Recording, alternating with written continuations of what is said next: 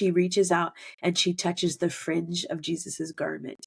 And, I used to think that just meant like the hem was frayed or something. No, what that actually means is there was these tassels that were worn by Jewish men, and it was part of the obedience to the tradition. And on the four corners of their outer garment, there was a prayer shawl, and that would have the tassels as well. There were these like blue and white cords that were woven together. And she reached out and she just touched the fringe of one of those tassels. And it's interesting that the account of the healing of this woman happens at the same time as the story of this little girl.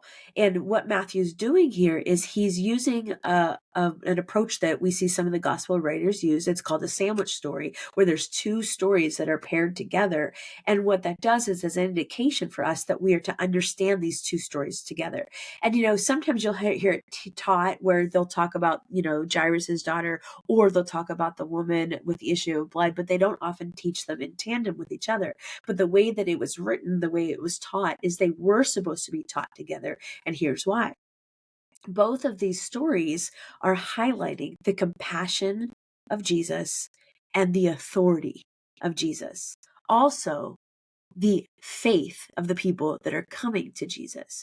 So the woman was ritually unclean, and she would have caused impurity to anybody that she came in contact with. The little girl was dead, and so she also would have caused impurity to anybody she came in contact with. And yet, what do we see? We see Jesus acting not just with compassion, but with authority.